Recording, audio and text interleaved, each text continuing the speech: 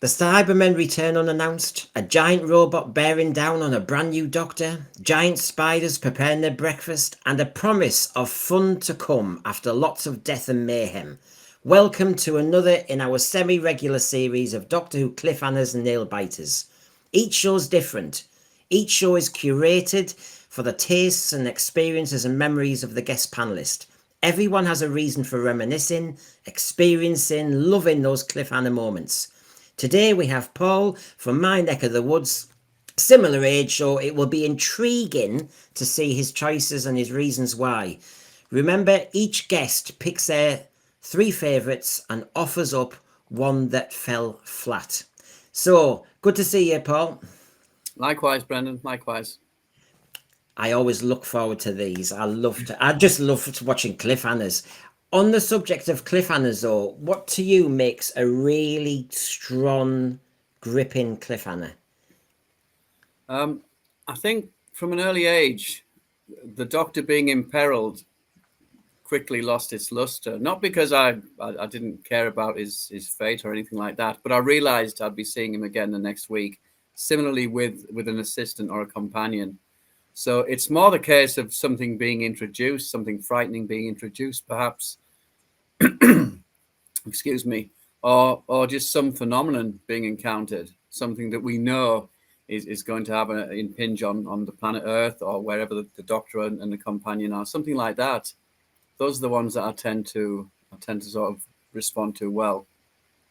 I found it interesting because as Having people said are that, saying, one of my choices is the Doctor being imperiled. So, I mean, it's just fascinating. The more I get sent in of suggestions by people, some people like the revelation, the shock, yes. the big surprise. I think I've enjoyed the ones that thrilled me, not necessarily the ones that scared me, because I think the scare ones were very few, really. Yeah, Now, definitely. as I've got on the screen the very, very first one. Shall we have a look at it? Let's please do.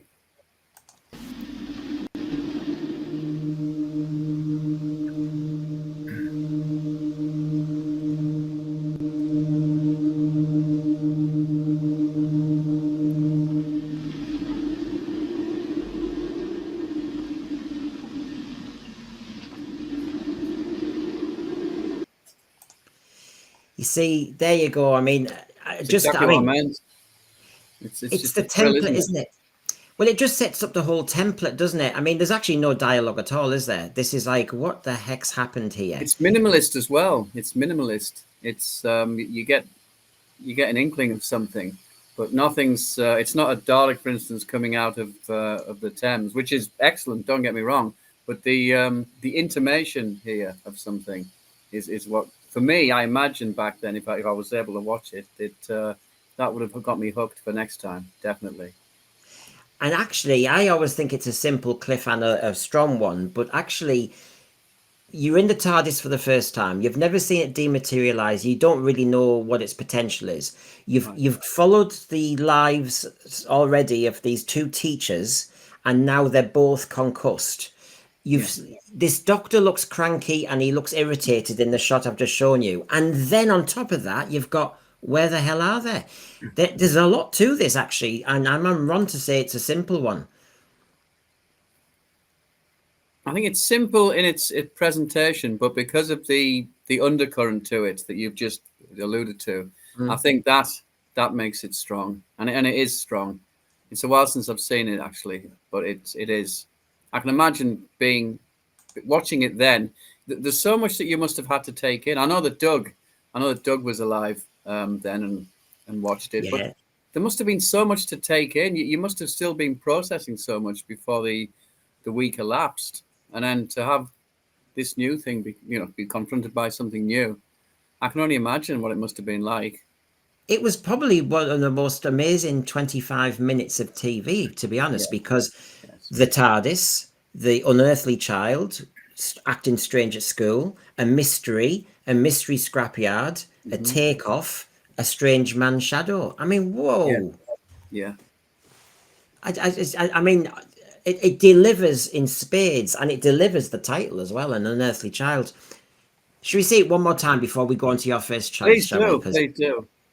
Because this is, of course, the very first cliffhanger. It set the template to And it's beat. undiminished. It's undiminished. I mean, I'm affected by it watching it now, and that's over 60 years ago, or it's lasted 60 years. But it's just completely pristine in terms of how it takes hold of you.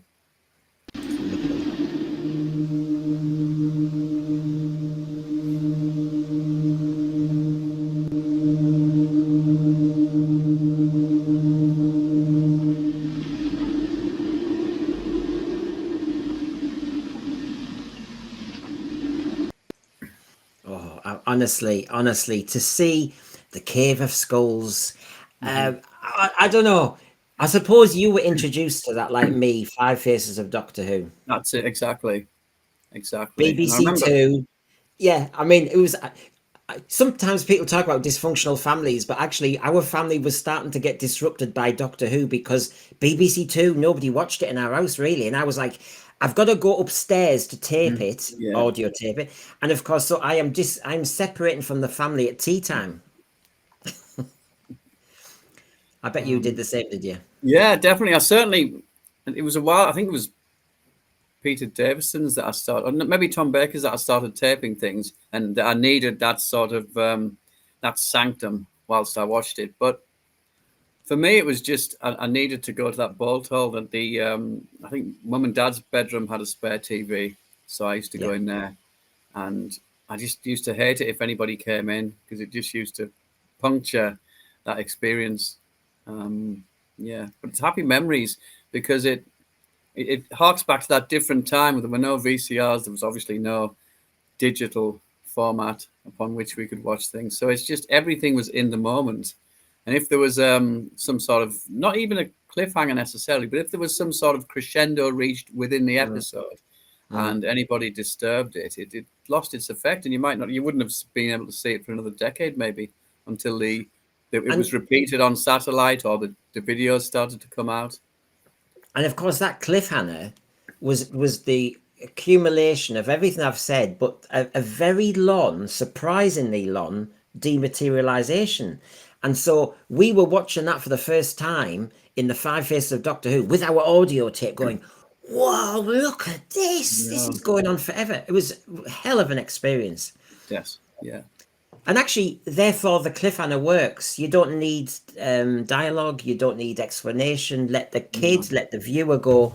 So what's happened now? What's going on? And wow, potent, really potent. Minimalism works. Minimalism works in Doctor Who, doesn't it? So often, so often. So let's look at one of your choices now, and then we can test it up against that one. So. Okay. Yeah, your first one, first cab on the rank is from 1985. Revelation of the Daleks. Let's take a look.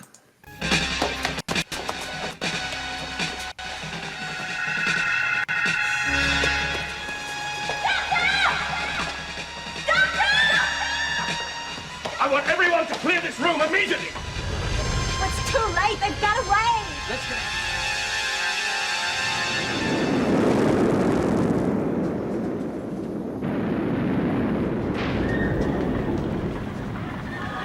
He's had it! You were right. Go, TARDIS, and then make sure those two get this place sorted out! What's all this about us becoming farmers? Oh, don't you This stop. place is called Tranquil Repose. I think we should leave the dead in peace, don't you?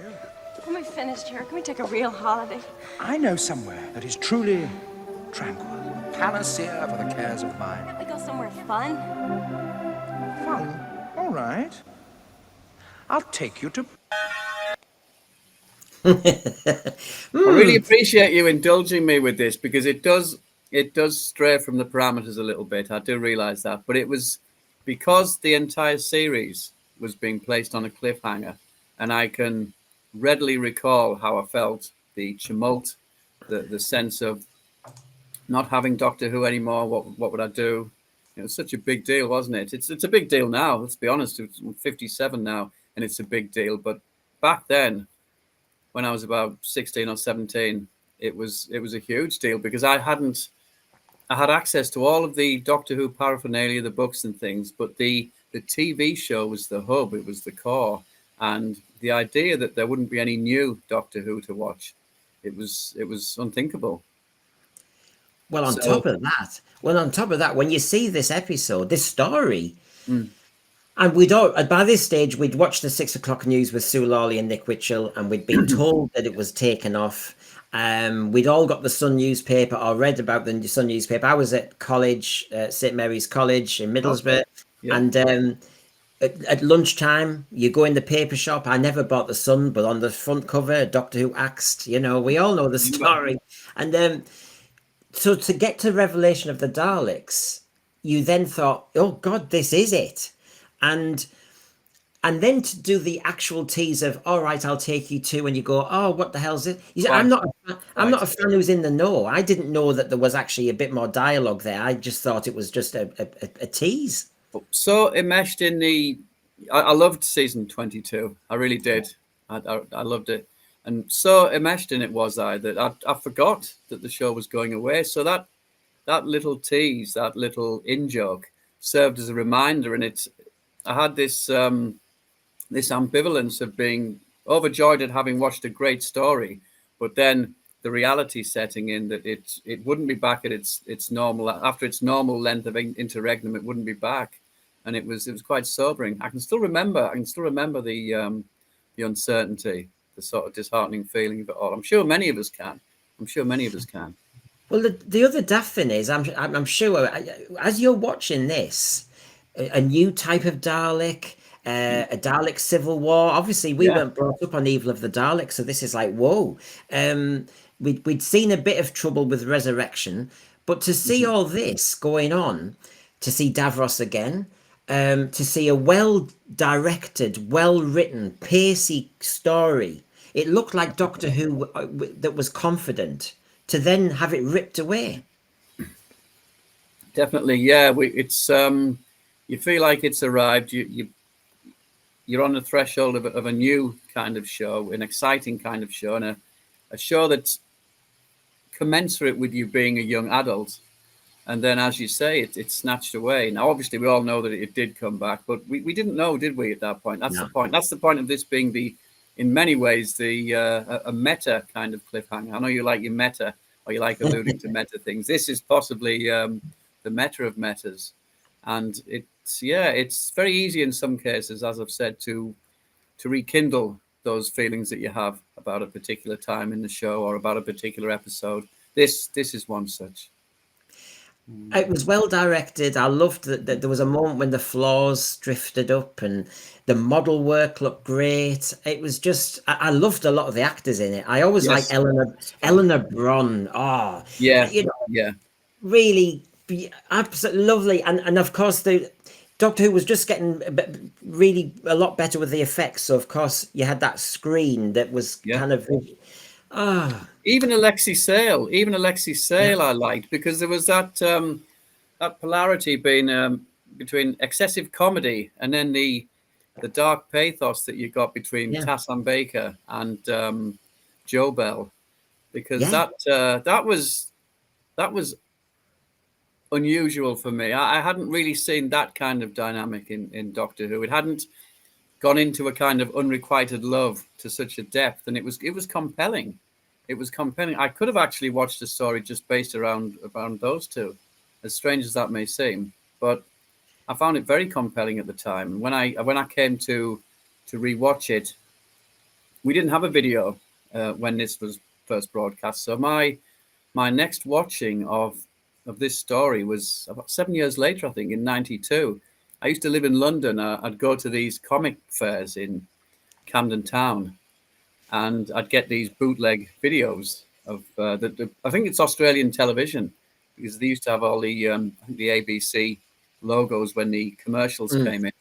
So I used to watch them like that, and it's to this day, it's my happiest time of being a fan, rediscovering all of these things, getting to sort of watch them whenever I wanted. I remember when I'll go off on a slight tangent. I promise you can curb my enthusiasm a bit if I go too far. But I remember when I got the City of Death, the video. This is when the video actually came out in '91, I think. And I remember getting it. I remember taking it home, and I remember holding onto it and thinking, I can watch this. I can watch City of Death as often as I want. And I probably sat there for 10 minutes just in that sort of vein, because it's hard to imagine when you're used to the shows being broadcast and being quite ephemeral in terms of how you can appreciate them. You then, to go from that to having a perpetual copy, it's quite a leap. So Yeah, it is, I really did have to. It was a nice sort of process to go through, realizing that there was that permanency. I remember when I went to university, and by then we'd had 2 years of Colin Baker, and I'd taped all of Peter Davison. So there's 3 seasons plus 2 seasons, and all the way back. Yeah, I think I had 7 seasons of Doctor Who plus the 5 faces, all on audio, color coded. And and you just think, I am, like you said, I now physically own copies of Doctor Who. I can edit them, I can hear them, because yes, we had to do that. So I totally get it. Shall we look at this one more time? But this time, promise me, interrupt it and tell me if there's any things that come through that makes this a good or bad cliffhanger, so to speak. Okay. Yeah.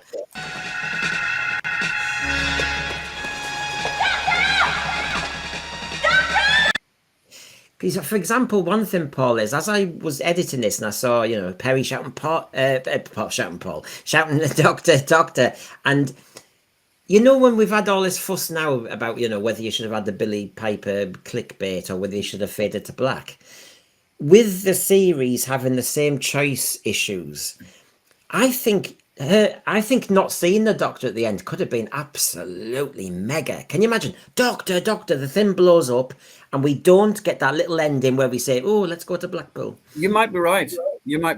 I suppose because it's an arch way of acknowledging the status of the show at the time, I suppose it has its sort of value there. Definitely, it's quite precious in that regard. But you might be right. That might have been better. It might have been a little bit more depressing though, because there was a glimmer of hope in the fact that he was sort of saying at least there'd be another journey. We'll get another journey with these companion pairings, or the Doctor and this companion. We get another journey. So there was that element to it. But you might be right. There's certainly a virtue in what you're saying. It goes back to the less is more, I suppose, that I alluded to earlier on. So yeah, interesting thought. So here we go. Like I said, interrupt if there's something that you want to just pick on. I want everyone to clear this room immediately. It's too late. They've got away. Let's go. It was well directed. I mean, it's an oft declaimed sort of thing about this story, but you feel like watching it now. You feel like you're looking in on these people. You don't feel like you watch. I know it's going to sound a little corny what I'm saying, but the scrambling about of them all, you feel like you're just looking into this slightly chaotic scene there. And obviously, it looks effortless, but that'll be Graham Harper. I suspect there'll have been several iterations from him before that final sort of little bit of chaos presented itself. It's very impressive. Lots of good editing from it, because as I was editing, I was thinking, oh my God, if I only do that clip, it's only 1 second, and there's so much going on. I mean, this was an extrapolation of his Caves of Androzani. So I mean, those little things, those little touches that he put in that, the breaking of the fourth wall with Morgus, and just the general editing, like you say, you get the impression sometimes that the camera is going right into the nooks and crannies of the story itself, and you can see elements of it here as well, but it's done differently in this story. This is a different kind of story, but the same techniques are applied. I have to give these to a watch again, I think. It's classic Graham Harper in the fact that energy. Yes. Right, I'll press play again and see what else you pick up.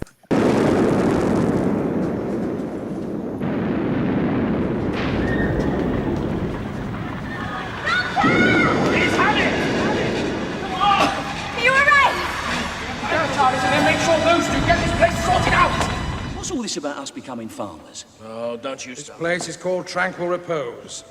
I think we should leave the dead in peace, don't you? When we're finished here, can we take a real holiday? I know somewhere that is truly tranquil. Panacea for the cares of mind. Can't we go somewhere fun? Fun? All right. I'll take you to... My one pain with it is we just had really previously the 5 Doctors when I'll take you to the Eye of Orion, we'll have a holiday. Remember Death of the Daleks when Liz Sladen's dressed up to go to the beach? Yes, I used I to did. get, as a viewer, I used to get a bit, oh, why would you want to go on a holiday when you've got the Doctor to take you to, you know what I mean? I never wanted to, holiday was such a bore. But what I'd say now, Paul, is I'll just show you the resolution, which is, there isn't a resolution, sorry. No. Okay. So, we normally do show the resolution. We had to wait Indeed. 18 months or so, didn't we? Okay. So, that's one cab on the rank, and let's. I enjoyed seeing it. Thanks.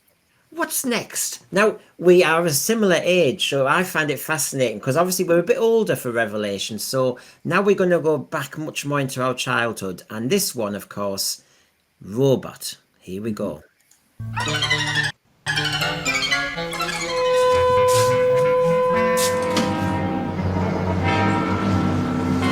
I like that.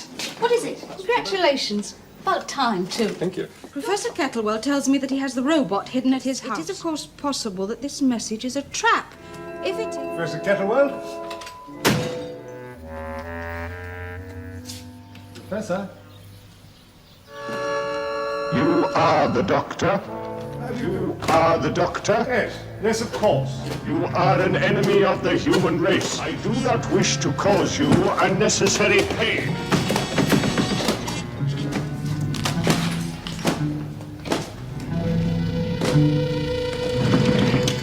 I'm a friend of humanity. No, you must be destroyed.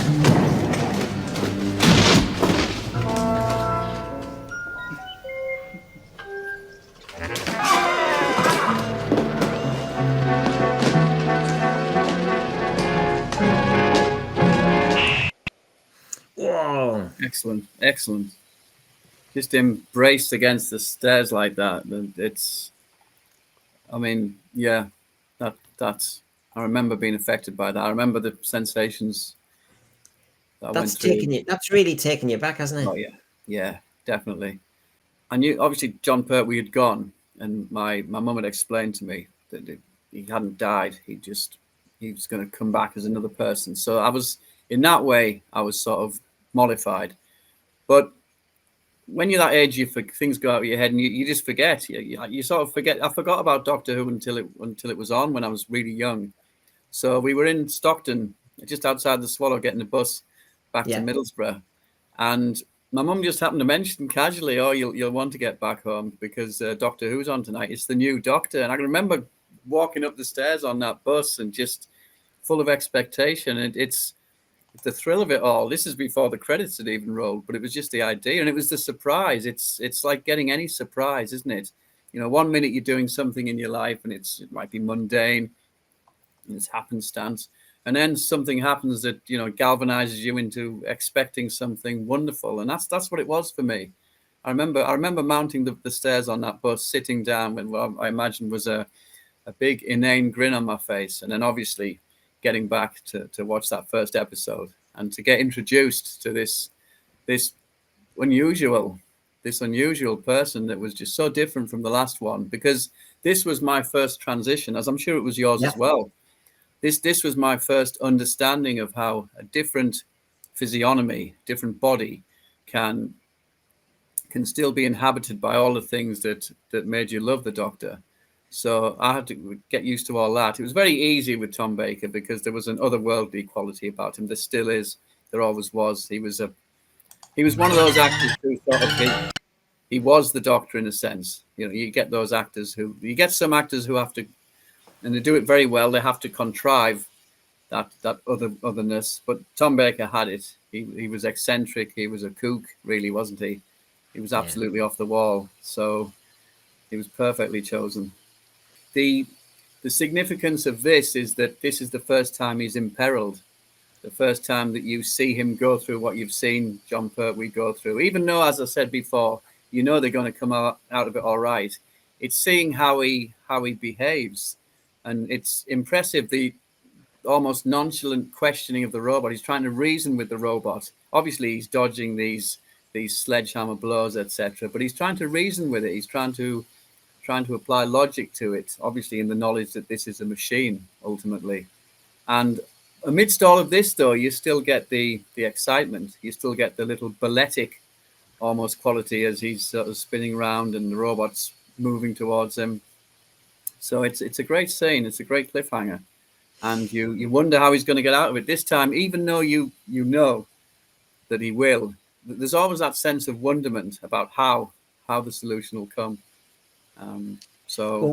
When everybody sees me play the cliffhanger with the audio next time, this just feels like Doctor Who. It's our formative years. Oh yeah, and the way the stuff Dudley Simpson was doing, when you've got the Doctor or Sarah or whoever it was, Joe, creeping into a place like this, and the music always does certain things, and you thought, oh, this. You knew that this was the scene, didn't you? You know, always look. I used to always look forward to the cliffhanger. So I'm thinking, oh, I think we're on it now. Oh, right, here we go. I can imagine my mum and dad watching me gripped now. This is the moment. It's like, shh, this is it. What's going to happen? And of course, as you said, that robot, obviously to me as a kid, was a very impressive. Oh, wow. Yeah. I mean, you've seen it knock bells out of things and people. So there's that. You're already presented with the idea dangerous, and that nothing's been able to withstand it. You know that the Doctor probably will. So then your only choice is to sort of worry or wonder about how exactly. And that's where we're at. Obviously, that's where we're left.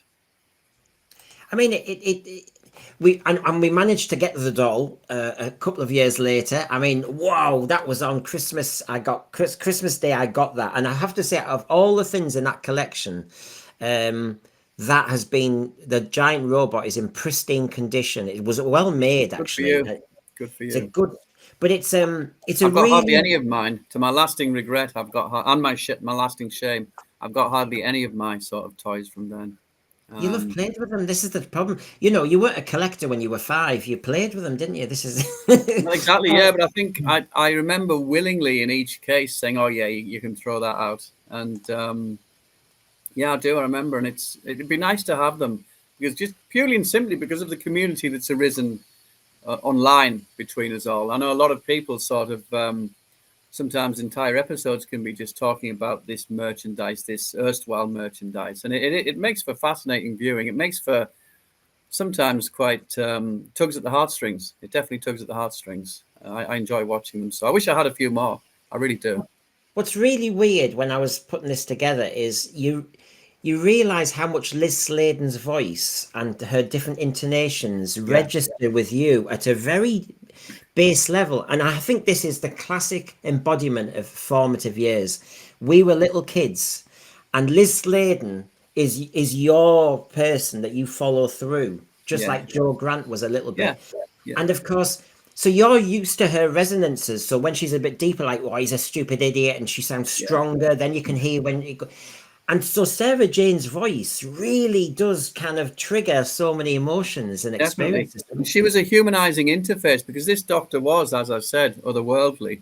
And in future stories, he could be quite callous, especially when people, in for instance, the Pyramids of Mars, when he pushed aside Lawrence Scarman's warm body to examine that bandaged robot.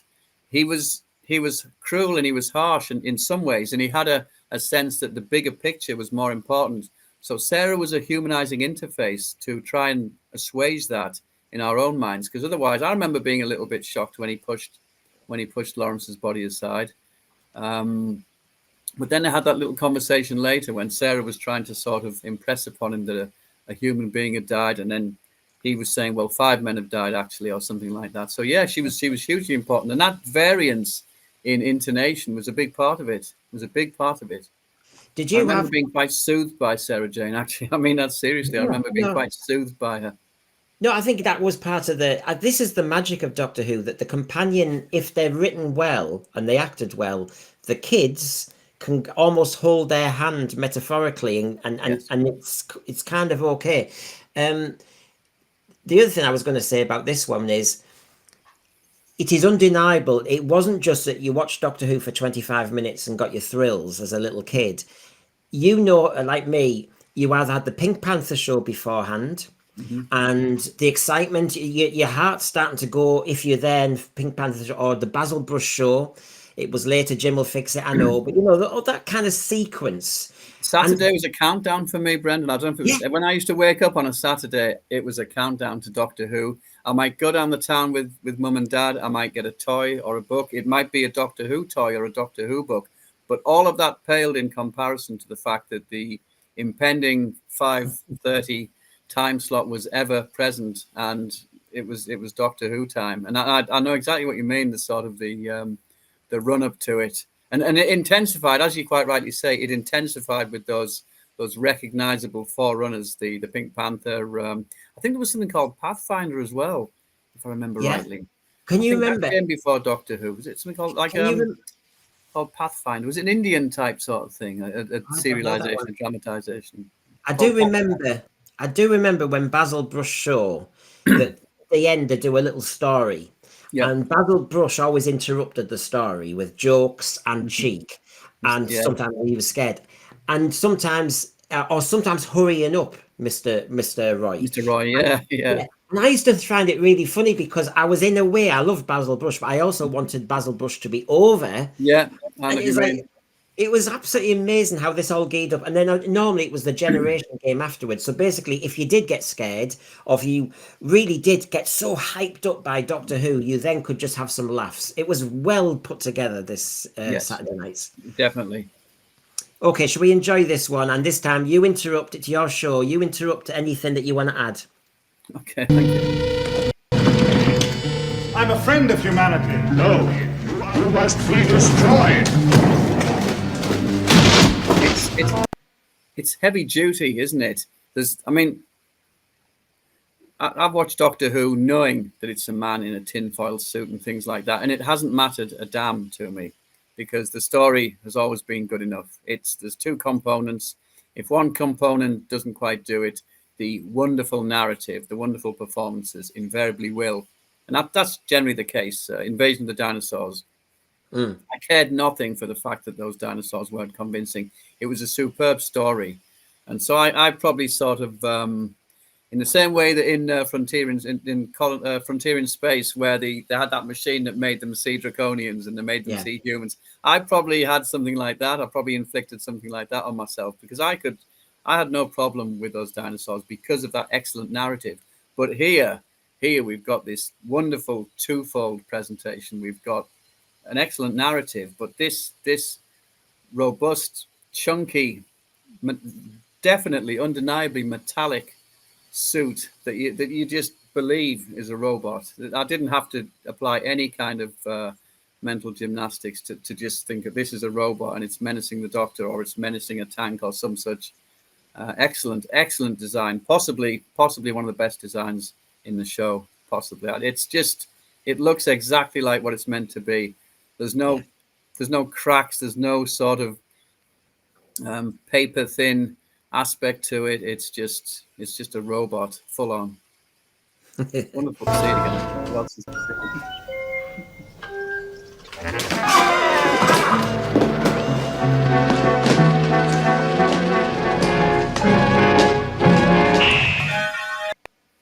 So, how did they resolve it? Can you remember?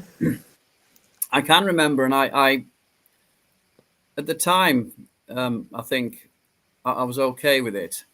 Then I think the video came out. The next time I saw it was about 18 years later, actually. It was when the video came out, and I think it was early 92. And I saw it again. And I remember being a little disappointed by the resolution. But on repeated watchings, I gradually came to terms with it, and I do like it a lot now. I do like it. I'll explain, obviously, once you show the resolution. But yeah, I went through quite the transition with quite the journey with this particular resolution. Okay, here we go. No,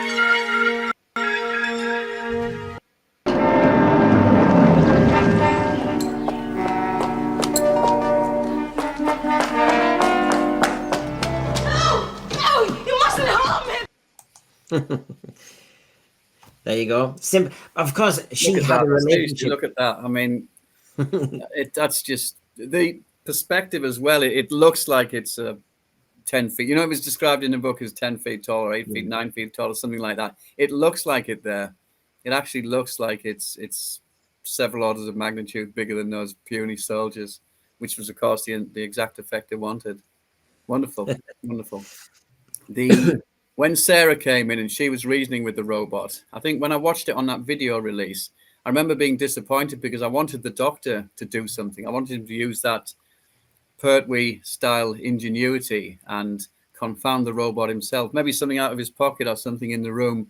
But as time went by, as I repeatedly watched it, I realized that there was a cohesion to it. Sarah had previously had a conversation with the robot, and she left her own sort of sentiments with it, if you will. And there's a lot of consistency to it. The fact that she came, and then obviously Unit, they were all a team anyway. So I've really come to terms with it, and I like the resolution. I like the resolution now. But when I first watched it on that video rewatch, I remember being disappointed. Even your young muscles aren't strong enough. How can you be so calm? We have no hope left. We are dead. The Doctor may come to our rescue.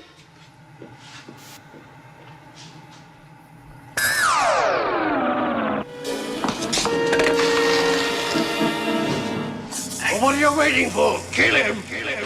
Hey! Oh! Kill him! Kill him! No right to interfere. I have orders from the Queen. You stupid fool! Oh, I wouldn't say that. He's a highly intelligent fellow. They won't be too hard on him. He fell into bad company, you know. Stop! Hey! Oh, dear, this is getting monotonous. Your execution hasn't been cancelled. Bring him along. How long do you think we've got? Who knows? You're alive! I knew you'd come. Oh. Okay, then. Why does this fall flat?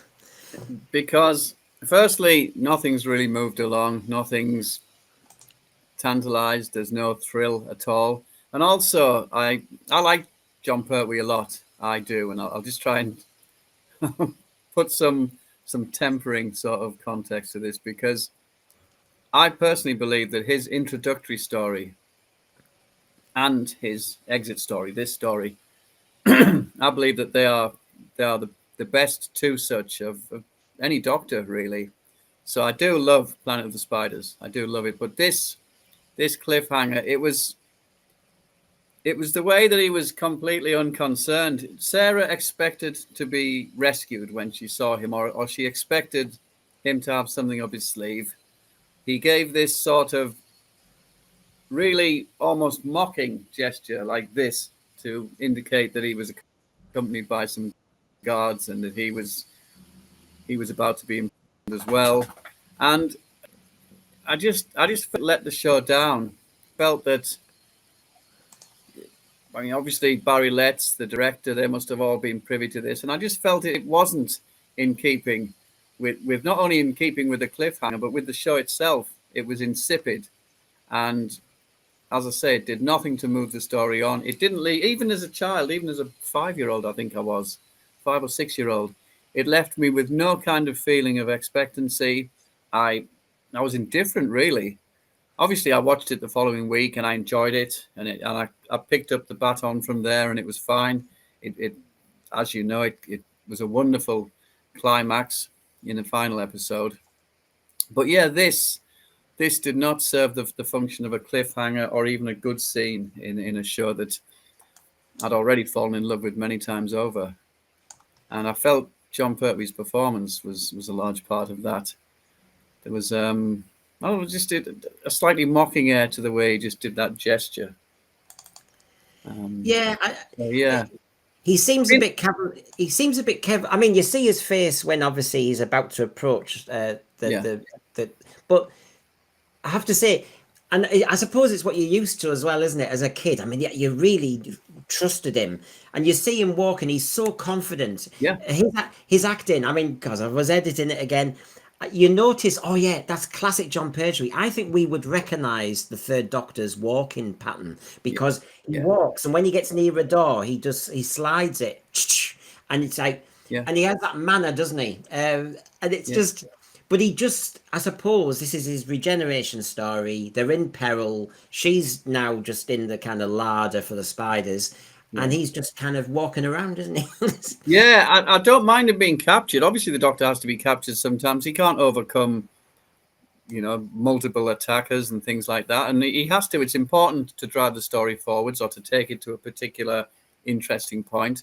But he could have been more concerned, more sorrowful that, I'm sorry, Sarah, I know I'm a prisoner as well. Something like that, just a single line like that to give some understanding, compassion even to the fact that her hopes had been dashed.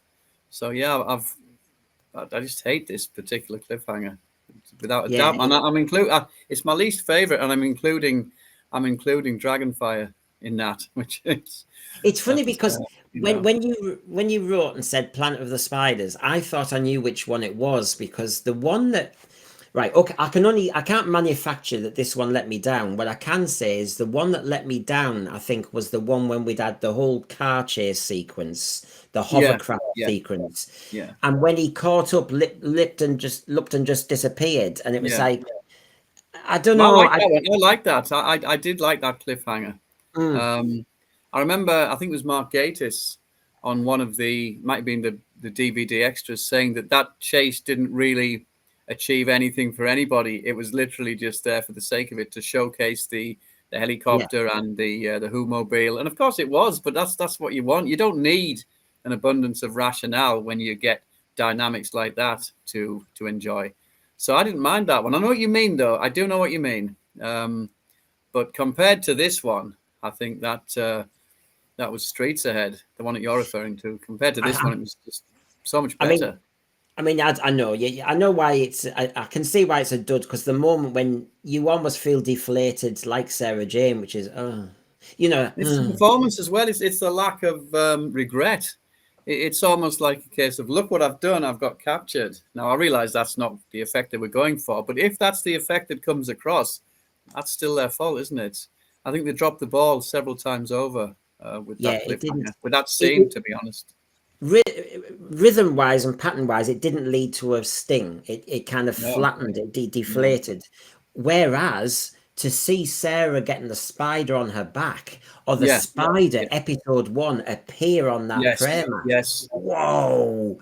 Absolutely. I mean, I can still, like I've been saying today, I can remember not only being affected by some of these cliffhangers, but how I felt. I can recapture the feelings, and that spider appearing, it made you yearn for the next week, which of course was the point.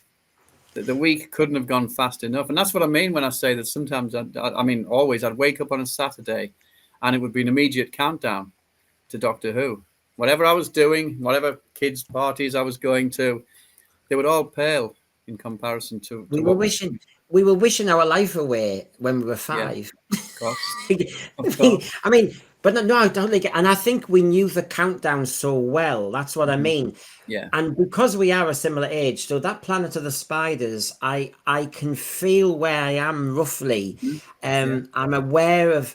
It's part of a diet of Basil Brush, a song and dance routine, and just the whole vibe of Saturdays was so exciting when Doctor Who was on.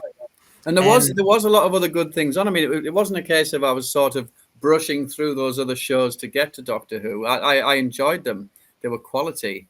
There was usually, as well as there were several decent films, and there's the wrestling as well. That was a huge part of Saturdays for me. I'd going around and seeing what a rabid creature my grandma could turn into when her favorite wrestler was being bullied by another one. I mean, it was a sight to behold, and apparently it was a genuine phenomenon. Grandmas all over the country would be screaming and banging the television sets. But so Saturday itself was a sort of a whole memory. But certainly for those reasons that you mentioned, as the water went down plug hole, so to speak, and Doctor Who became ever nearer, those programs, they served a purpose. I don't feel sorry for the younger generation. Sorry, I do say it the right way around. I actually do feel sorry for the younger generation, because I don't know what anticipation events they have, because this was one. You're right. You wake up Saturday morning. Number one, it's not school. Secondly, you might play a bit of footy or whatever, but the whole day is set out. You might be playing out for a bit. Yes, you might going down the town with your mum and dad. There's a whole sequence, but your little head had the sequence of tea, Basil Brush, Disney time, just Starsky and Hutch if you were allowed to stay up. The whole lot.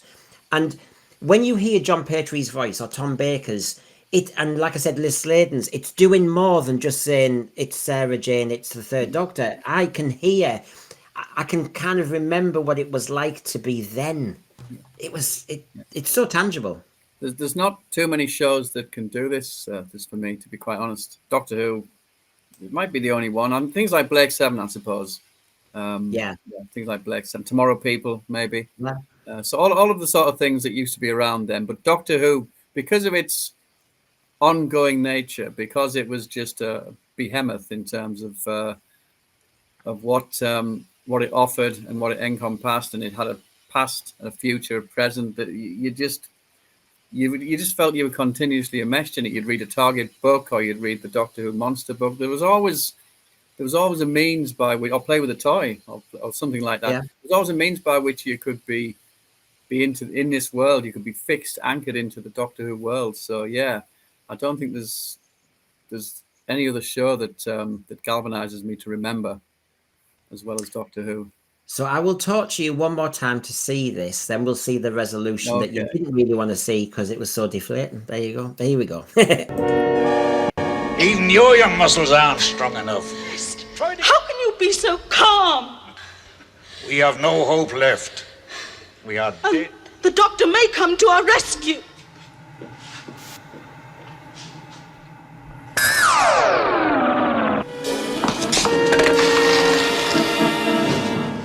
What are you waiting for? Kill him! Kill him! I had to get that in. It was hard on my edit because I had to. This is classic Third Doctor. Hiya! Yeah. It never got old. It never got old. Hey! Oh! Kill him! Kill him! No right to interfere. I have orders from the He Queen. loved it as well, didn't he? John Pertwee loved. He would take umbrage if he wasn't allowed to do his own stunts. Yeah, I think. I know he's frightened of heights as well. So the one, for instance, in Inferno, I think he was frightened of heights, but I think he still braved it and did it, if I remember rightly. Yeah, I'm watching episode 2 now, and yes, Okay. He's on that high. Yeah, and he's kind of jogging. He's handrail either side, hands firmly on it. Yeah. You stupid fool! Oh, I wouldn't say that. He's a highly intelligent fellow. They won't be too hard. That's another thing about the Third Doctor that they have here, where he likes to almost creep around the authorities. Like, well done, old chap. I think you're doing a good job, Ben. I know it's all bluster, but classic. The Fourth Doctor didn't do that. The Fourth Doctor could be quite in your face with his language. That is an assertion, or that is whereas he just goes, "Well done, old chap." Yes. I think sometimes Pertwee aspired to be a member of whatever figurative club his then opponent was in, didn't he? Whereas Baker just sort of broke the doors down and asserted himself regardless. Pertwee went through a pretense of a kind of commonality between them, an upper class sort of Tubby Rowlands type sort of thing, members of a club.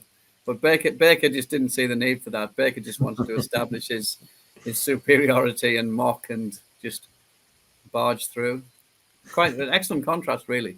Good point as well. He fell into bad company, Stop! Oh dear, this is getting monotonous. Your execution hasn't been cancelled. Bring him along. How long do you think we've got? Who knows? You're alive! I knew you'd come. Oh.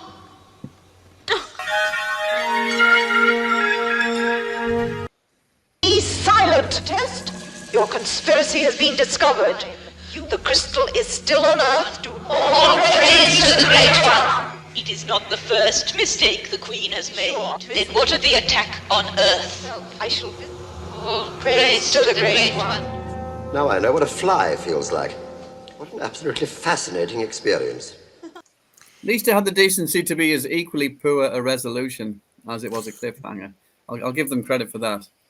Yeah, exactly. So there you go, everyone. You can see how that went. Because the Doctor, you've waited a week, as Paul says, quite a deflating end to it. And then it picks up. Forget the spiders talking. I just like to hear them.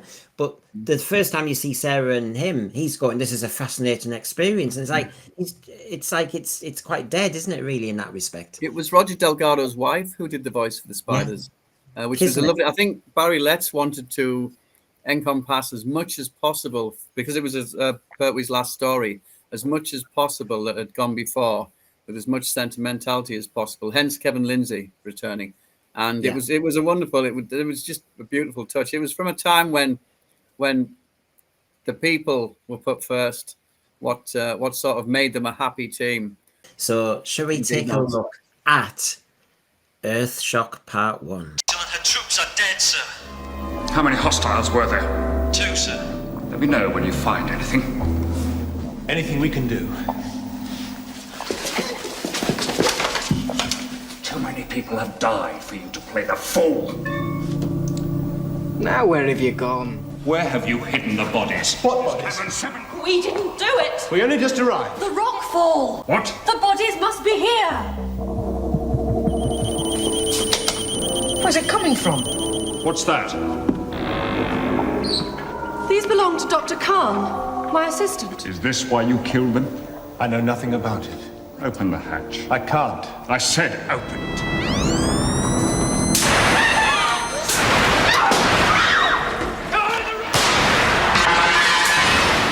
Androids. That's why they didn't register on your scanners. Are they yours? No. That's them. I recognize that sound. They attacked you? Yes. Do you know why? No.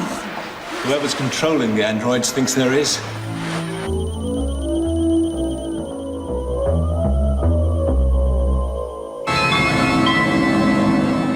Destroy them at once. Had to be there. Oh, hell yeah, had to be there. You really did. And that's not to disparage anybody who wasn't born and wasn't able to be there. But that was just, it was perfect. Everything about that scene was perfect. The freneticism, the different noises to the guns, the androids' guns and the humans' guns, the sense of mystery. The great thing about this cliffhanger, in terms of the Cybermen coming back, was that the story was excellent before they even appeared. There was a huge amount of mystery here, layered and just incrementally presented. The characters, the support characters were excellent. You hung on every word. I remember hanging on every word because I wanted to know what was going on. I wanted to know who was doing this, who was killing the people and for what reason. So when the androids appeared, they were impressive enough to be the antagonists. It quickly became established that somebody was controlling them. You had that suggestion, but you were afforded neither the time nor the quietude to process it and address it, because the camera zoomed in on the Doctor. You had a split second to realize that he was the target, he was the objective, and then you got that chime, and then there's the sign. Very rarely in my life have I been shocked and happy at the same time. Very rarely, because they're not the sort of emotions that go hand in hand.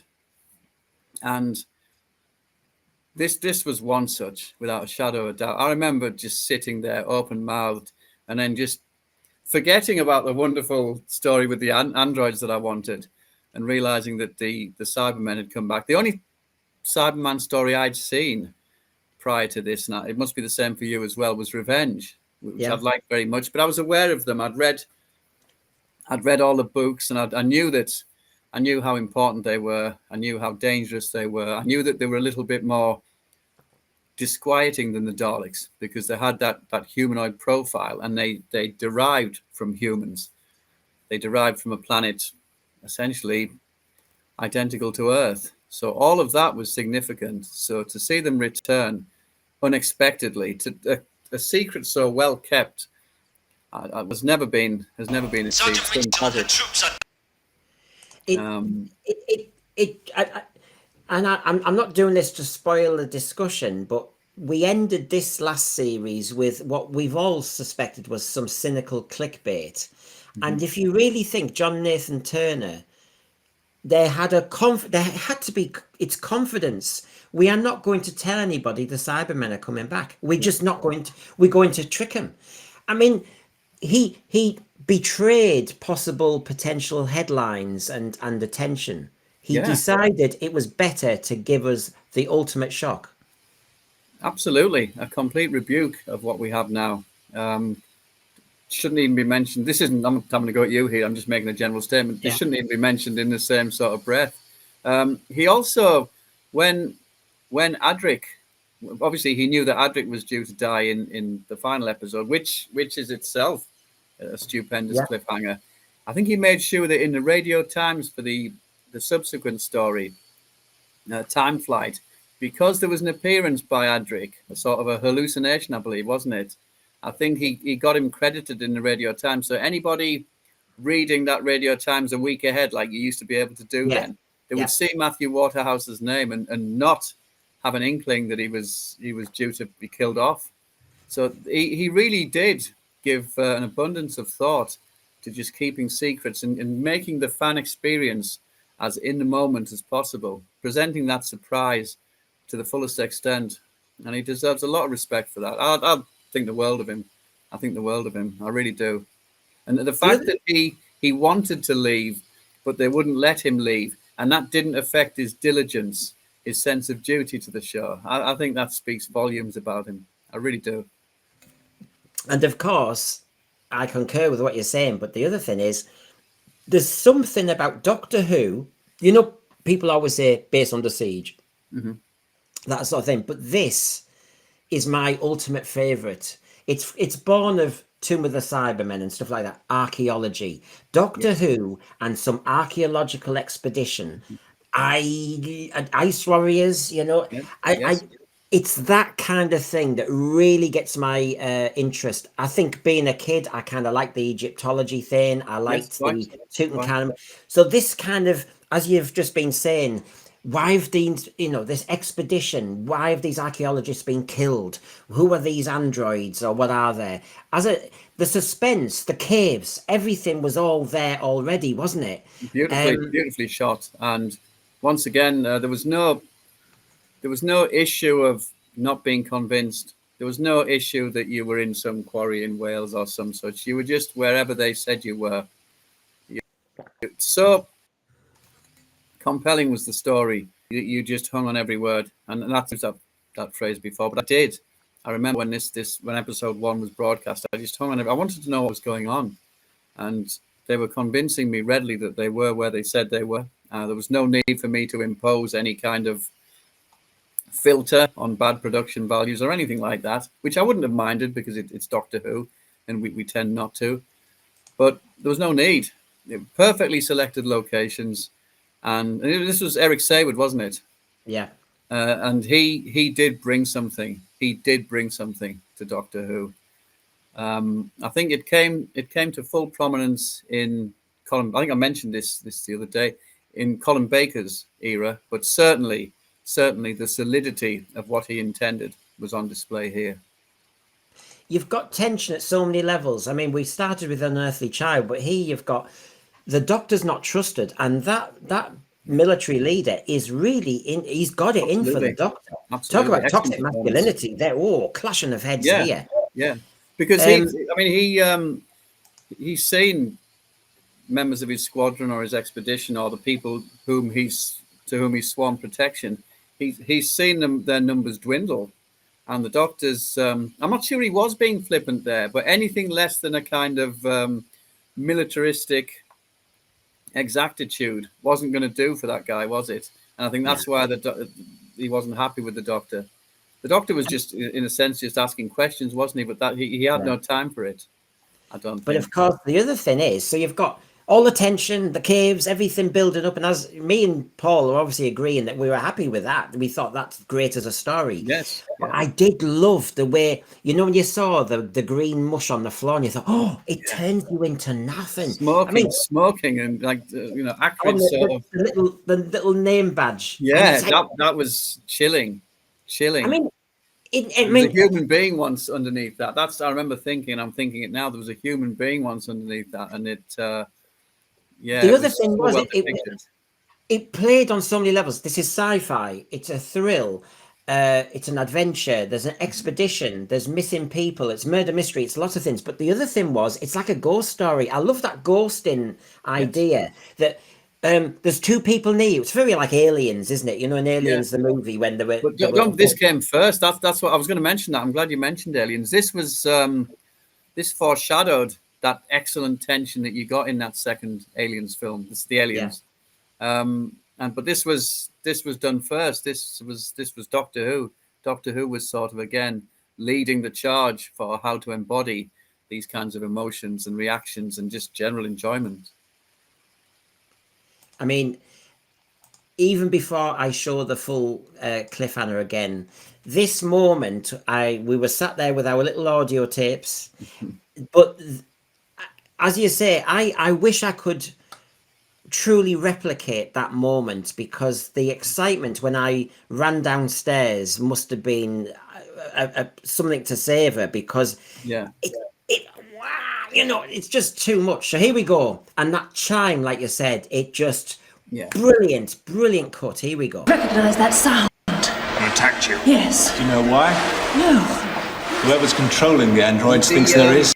The design of them as well. That's something that obviously they'd been redesigned, and there were elements of humanity were allowed to present, weren't they?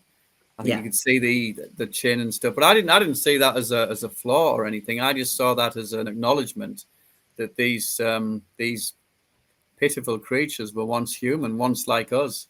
That's what they say, don't they? You will be like us, and this kind of showed that in its full horror. Well, I think Doctor Who fans of a certain age, definitely the ones who recorded the audio, the music and the build-up, that I know every line, don't you? It's every line. So, of course, if I play it from about here, we've heard this. Well, whoever's in charge knows what the whole thing. You can just, because remember, everybody, we didn't have video. So once we'd audio taped it, we just probably, me and Paul, played this cliffhanger to death. Yes. And of course, you can't record seeing the Cybermen. All you can do is remember the memory. So it's a really tricky. So here we go. This is the moment that I've played hundreds of times. Controlling the androids thinks there is.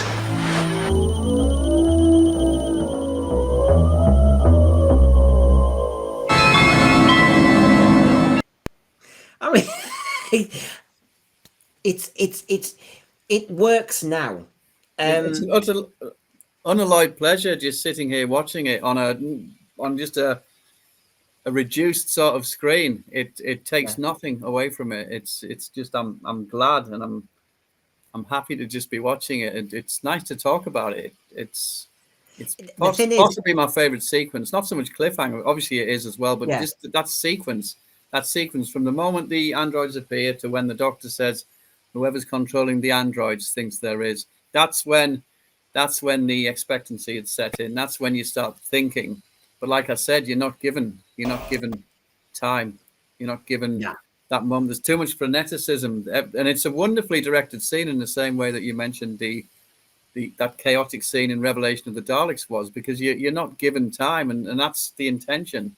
That's the intention. You need to be presented with that shock, and this is their means of doing that. It's clever stuff. I remember from the early 70s, when basically if you could read, it was Death to the Daleks, hello, it's going to, Revenge of the Cybermen, Genesis of the Daleks. The giveaways there, but I was funny when I was getting to this age. I was thinking Earthshock, Mordrin Undead, Kinder. All these names are not help. Castrovalva, they're not helping me.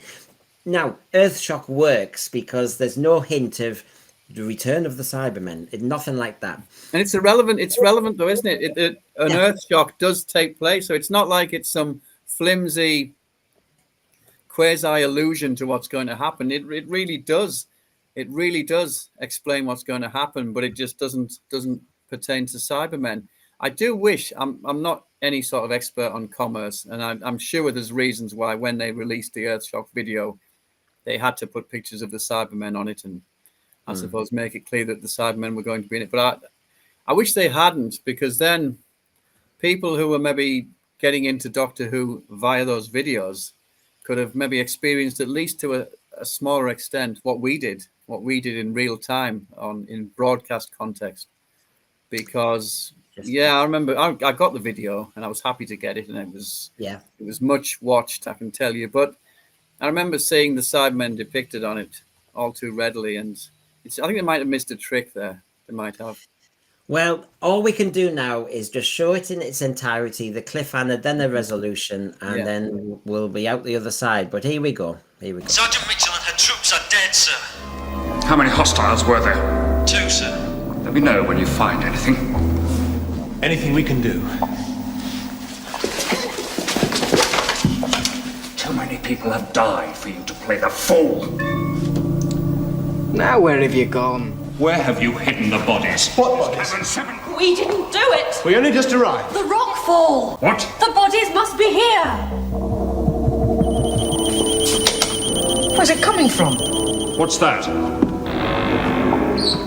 These belong to Dr. Khan, my assistant. Is this why you killed them? I know nothing about it. Open the hatch. I can't. I said open it.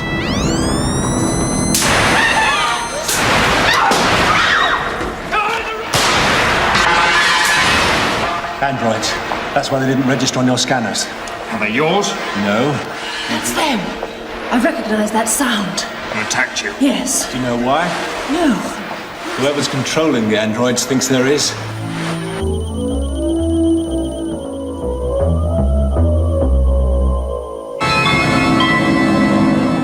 Destroy them at once. Destroy them at once.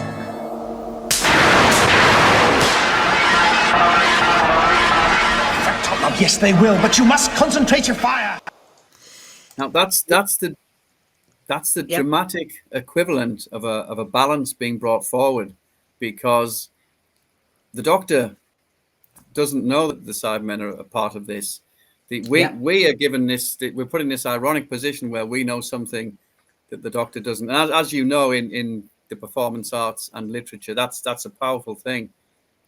When an audience is privy to something which the protagonist isn't, and that created a tension all of its own, because the Doctor just continued believing the androids to be the objective or the focal point, when in fact we knew that this sort of deeper story, and that elevates it even further for me.